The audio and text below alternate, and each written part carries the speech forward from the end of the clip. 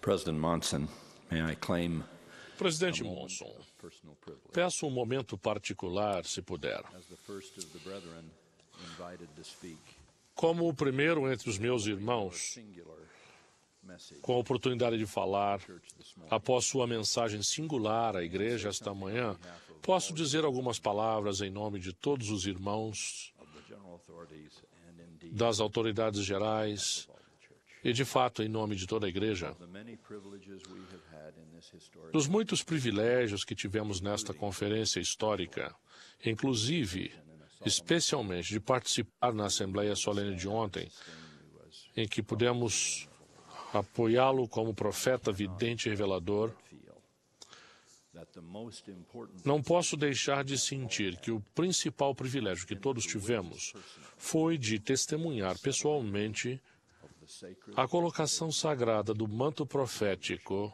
sobre os seus ombros, almost as it were quase como se fosse pelas mãos dos próprios anjos.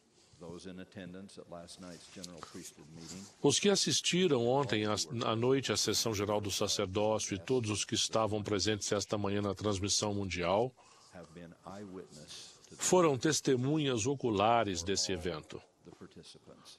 Em nome de todos os participantes, expresso nossa gratidão por tal oportunidade. Love to President Monson and Digo isso com amor pelo presidente Monson e especialmente pelo nosso Pai Celestial e pela grande oportunidade que tivemos de ser testemunhas oculares. thank you.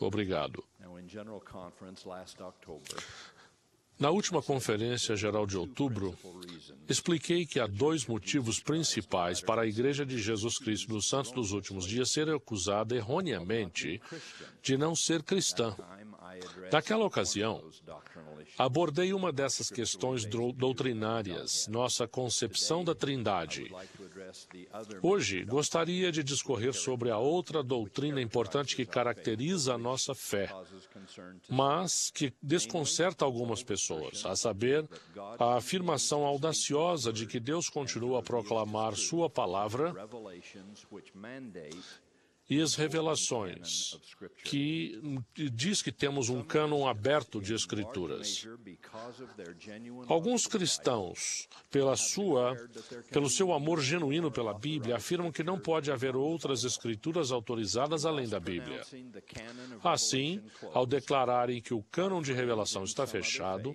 nossos amigos de outras religiões fecham as portas para manifestações divinas que nós, na Igreja de Jesus Cristo dos Santos dos Últimos Dias, tanto valorizamos.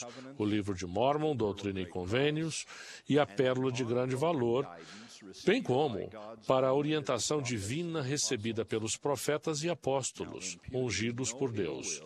Sem atribuir má fé às pessoas que assumem essa posição, Nevertheless, we respect rejeitamos de modo respeitoso, mas resoluto, essa caracterização, sem fundamento nas Escrituras, do verdadeiro cristianismo. used in any Um dos argumentos usados com frequência em qualquer defesa de um cânon fechado é uma passagem do Novo Testamento, Apocalipse 22:18, que diz: "Porque eu testifico a todo aquele que ouvir as palavras deste livro, que se alguém lhes acrescentar alguma coisa, Deus fará vir sobre ele as pragas que estão descritas neste livro."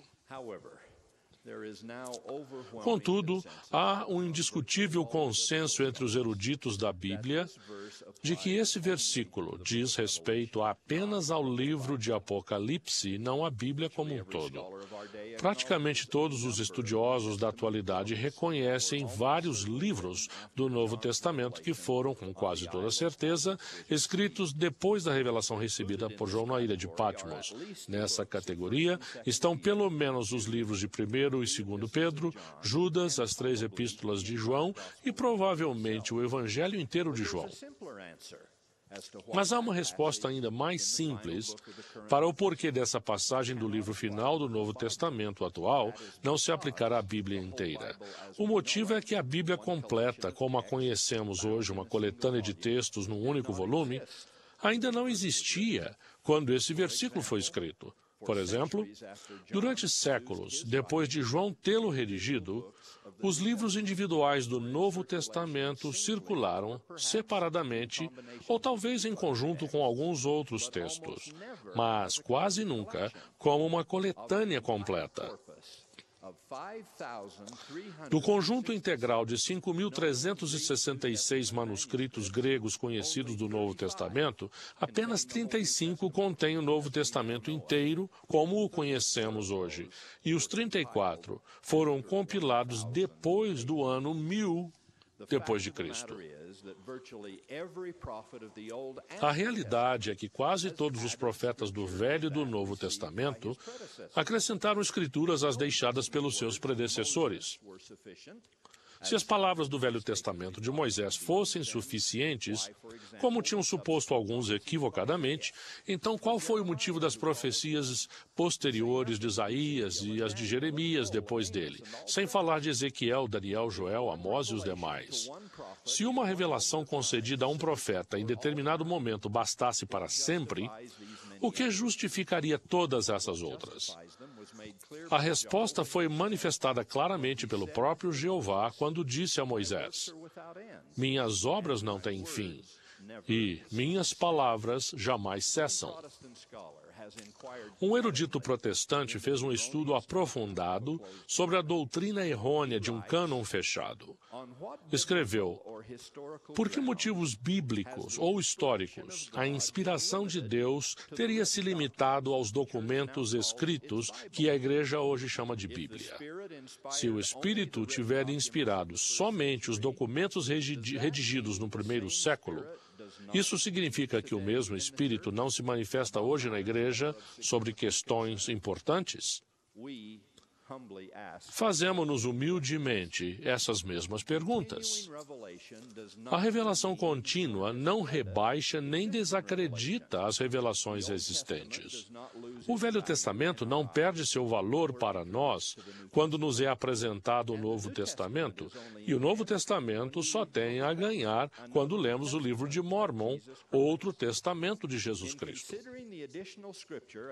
Ao pensarmos nas escrituras adicionais aceitas pelos santos dos últimos dias, poderíamos perguntar: será que os primeiros cristãos, que durante décadas tiveram acesso somente ao Evangelho primitivo de Marcos, considerado em geral o primeiro dos evangelhos do Novo Testamento a ser escrito, ficariam ofendidos ou ficaram ofendidos ao receberem os relatos mais detalhados feitos posteriormente por Mateus e Lucas, sem falar nas passagens inéditas e a ênfase na revelação oferecidas depois por João? Certamente devem ter se regozijado por ganharem ainda mais evidências persuasivas da divindade de Cristo. E nós também nos rejubilamos. Peço que não nos interpretem mal.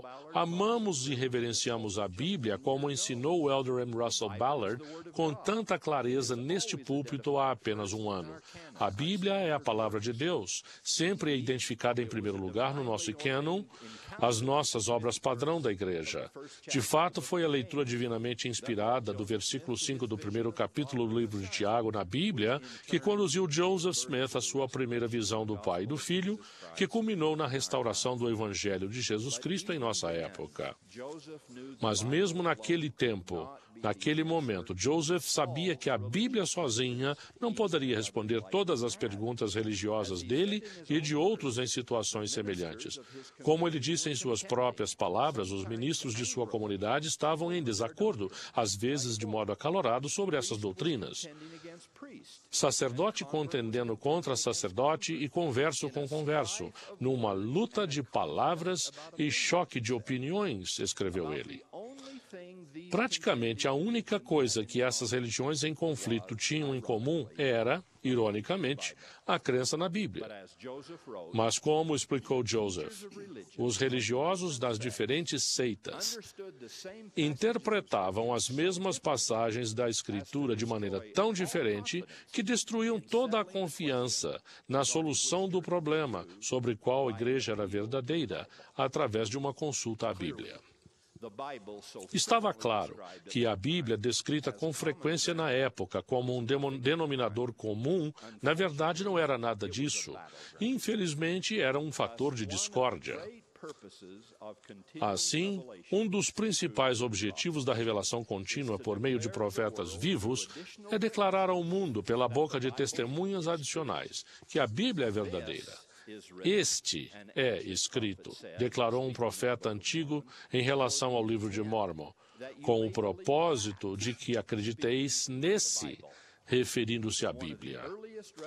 Numa das primeiras revelações recebidas por Joseph Smith, o Senhor afirmou: "Eis que não levo o livro de Mórmon para destruir a Bíblia, mas para edificá-la."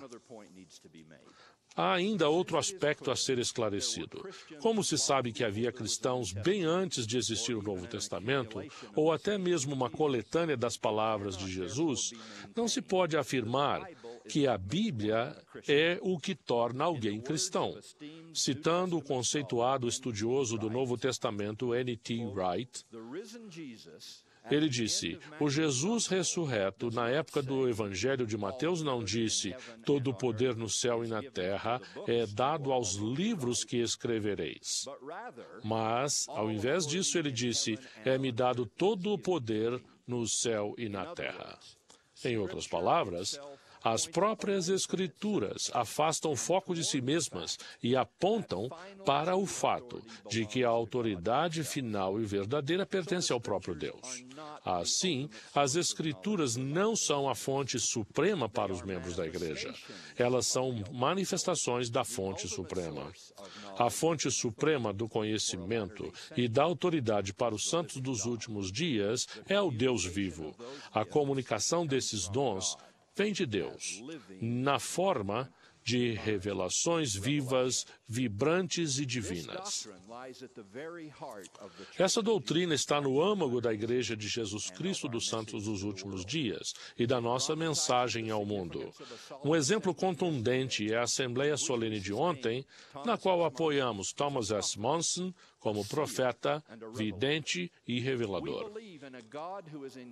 Cremos num Deus que se envolve diretamente em nossa vida, um Deus que não está em silêncio ou ausente, nem age como a descrição de Elias, do Deus dos sacerdotes de Baal. Pode ser que intente uma viagem, talvez esteja dormindo e despertará.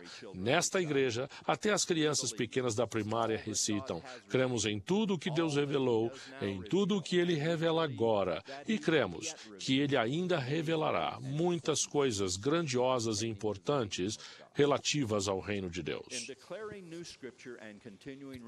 Ao falarmos de novas escrituras e revelação contínua, nunca sejamos arrogantes ou insensíveis.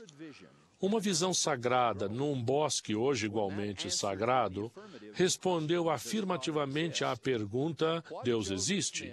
Agora, Joseph Smith e a Igreja de Jesus Cristo dos Santos dos Últimos Dias nos conduzem à seguinte interrogação, que decorre naturalmente da primeira: Ele fala aos homens?